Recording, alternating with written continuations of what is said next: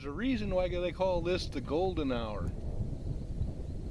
Stick around, folks, because we're going to have Appalachian Cathead biscuits and gravy for breakfast. Coming right up.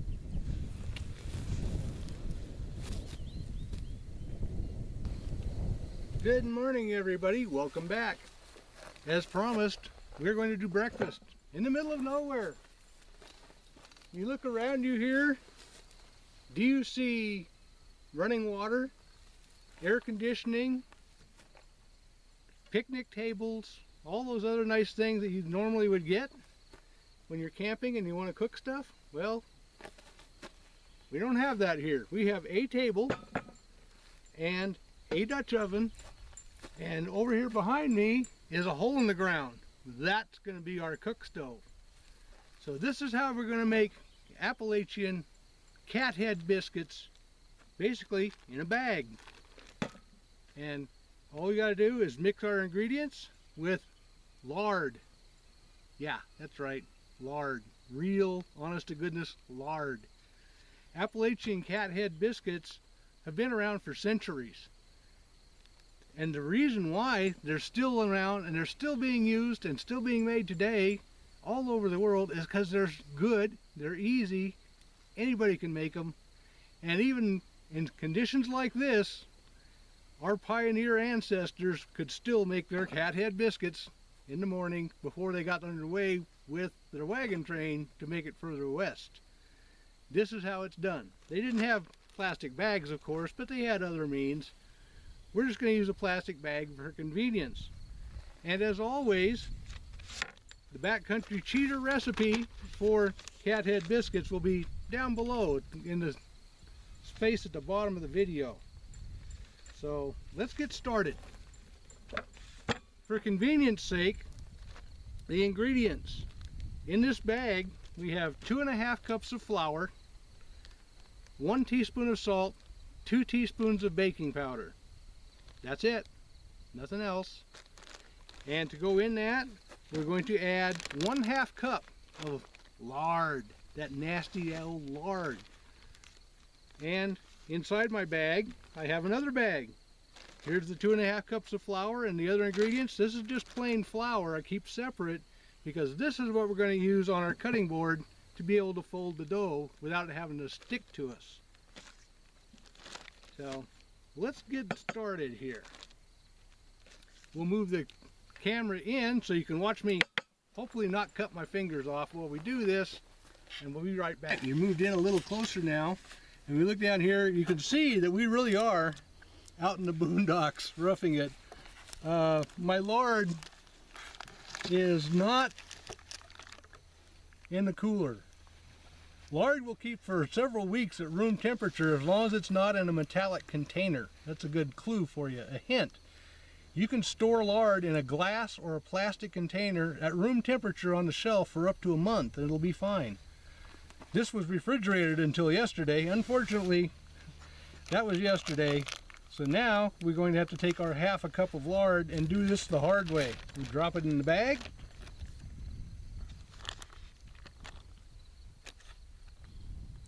Yum, yum. And we'll close the bag up.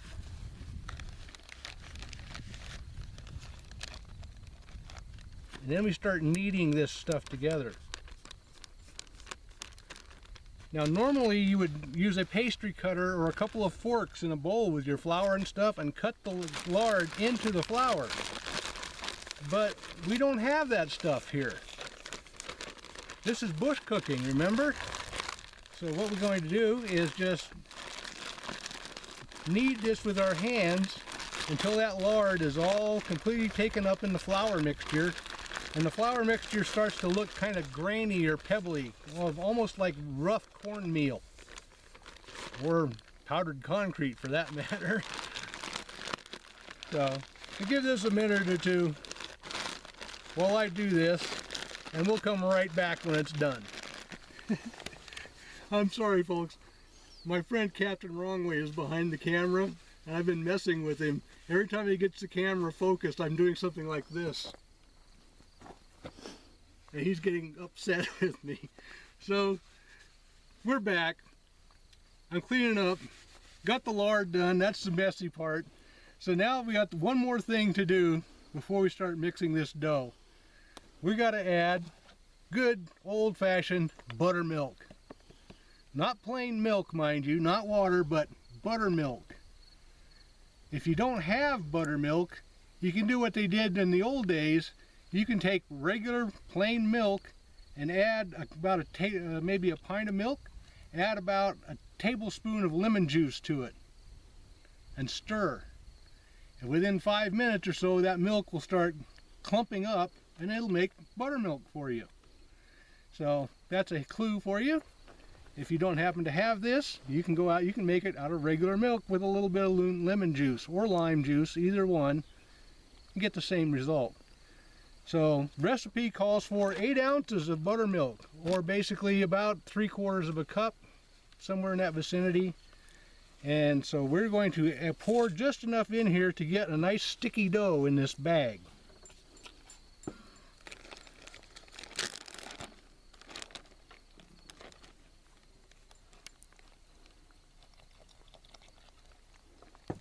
Seal it up. We'll go back to kneading the bag again.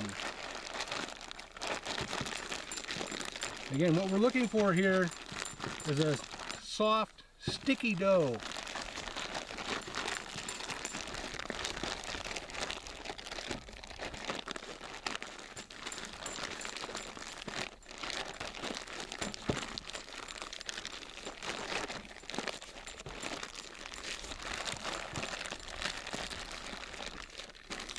I think we're about there.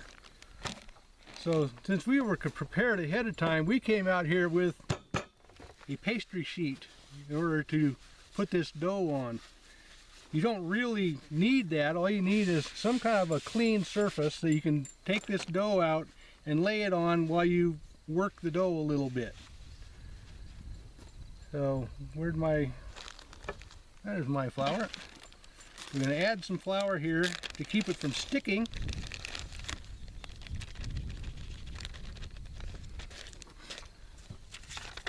And save that because you guys are going to need it.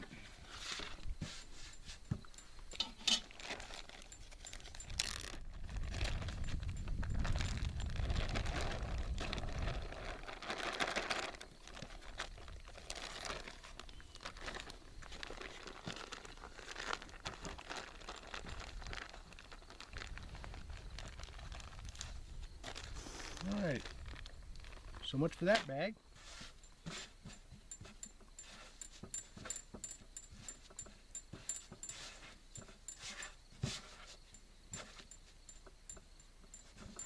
You don't want to work this too much. The more you work the biscuit dough, the tougher the biscuits will be when you're done. And we really don't want that.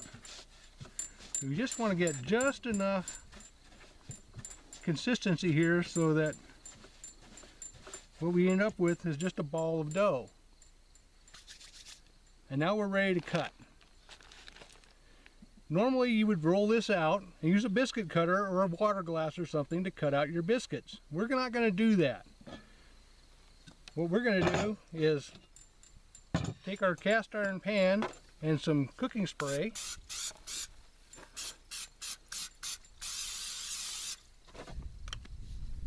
and we're going to make our biscuits directly from this dough ball right into the pan. All you do is pick up a chunk of dough about the size of a plum, roll it into a ball, and put it in the pan. See? So simple, even I can do it. Another one. And you just keep doing this till you've used up the dough. You got a dough ball about that big. And we just put them evenly around the inside of the pan. Okay, we're done. We have 1, 2, 3, 4, 5, 6, 7, 8, 9 biscuits. Pretty good. I got just a little bit too much flour in there, so normally this recipe would make about 8 biscuits. They're in there, ready to go. All we got to do now is put the Dutch oven on the coals, and we're going to bake it for about 20 minutes at a high heat. About as much coals as you can pile on top and about 10 or 15 coals on the bottom. And we'll pick this up move it over here to my home-built Dutch oven charcoal table, and we will get back to you in just a minute.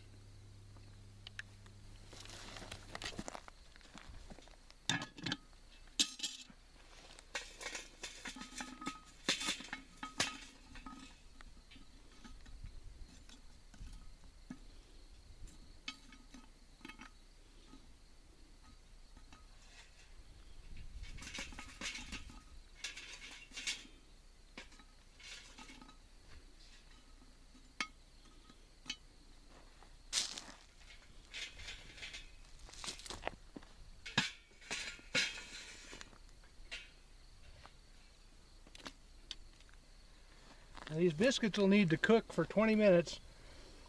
The regular oven temperature is 425. In order to get to 425 with a Dutch oven, we need quite a few coals on the bottom and basically cover the top. And you'll notice that I'm using a trivet to keep it up above the coals. Anytime you're baking anything in a Dutch oven, you don't want to set it directly on the coals. It'll get too hot on the bottom and you'll end up burning your pie, your cake, your biscuits, or whatever. So get yourself a little trivet, or make one, something that'll keep that, maybe 3 inches above the coals, and all will be well. All we need now is a beverage to wait for 20 minutes, and our biscuits will be done.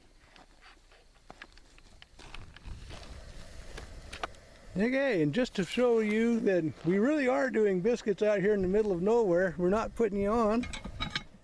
Just came off the heat. Here we are, Appalachian Cathead biscuits. Ow, hot, hot. A little small. Normal Cathead biscuits are, well, the size of a cat's head, but good enough for me. Breakfast is coming up. Over here on that side, Captain Wrongway is making up some sausage gravy to go with them. We're going to be eating good in the great outdoors. See you after breakfast.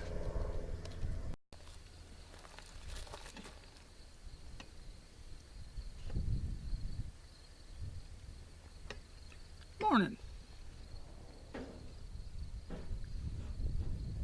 We got biscuits. We're going to need gravy. First thing, coffee.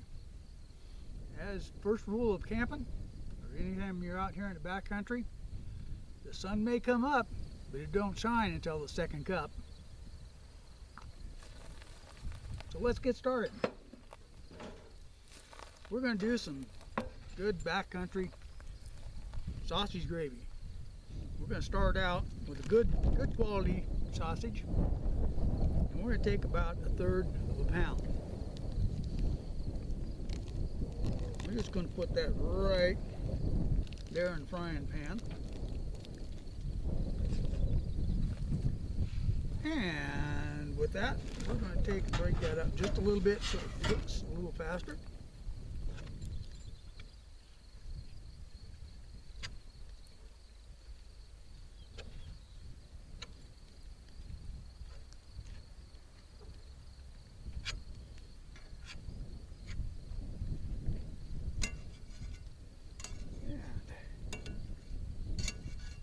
That, we're going to put this on fire here and start this sausage cooking.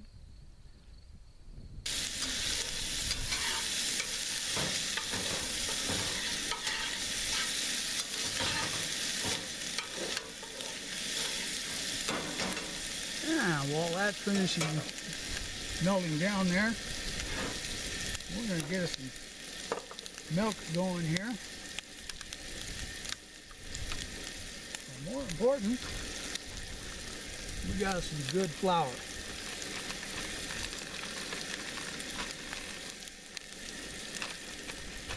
Just using just standard medium flour, pre-sifted.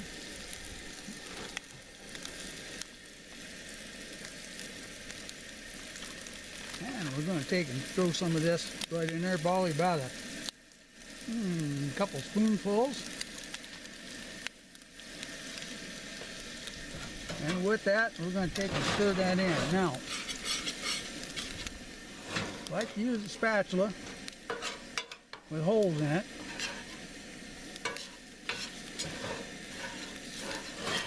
That helps mix that together. And while we're doing this, we're going to put some milk in there.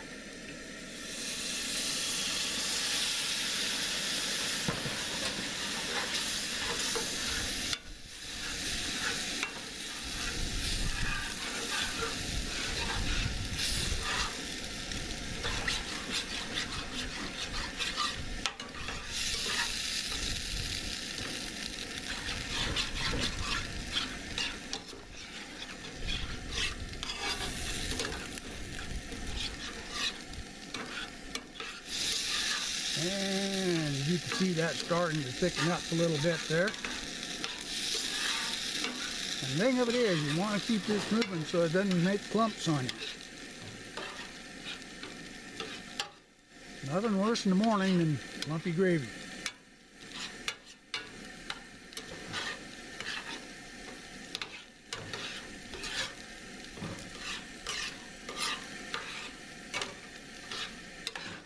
That's looking pretty good. Maybe just a little bit more milk.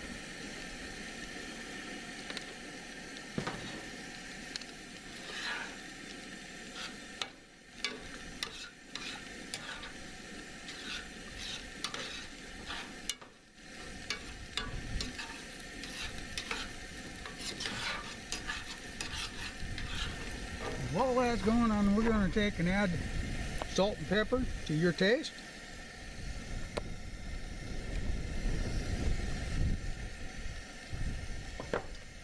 We're going to throw a couple pinches in there.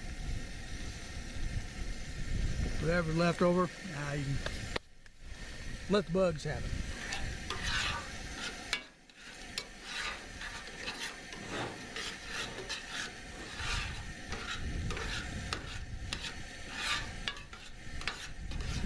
And just a pinch of salt to go along with that.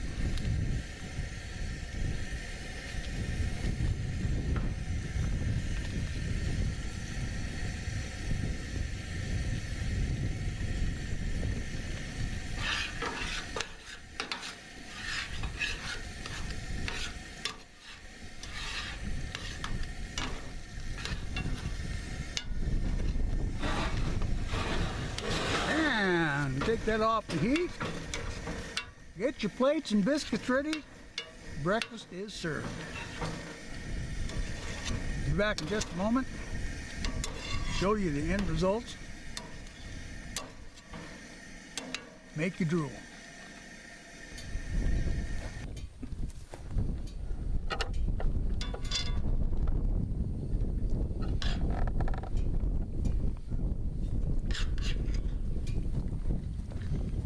Well, there you have it. A little combination between Sagebrush Bob and Captain Wrongway, Appalachian Cathead biscuits, and sausage gravy in the middle of nowhere. What could be better than that? Enjoy your breakfast, everybody. I know we will. Bye.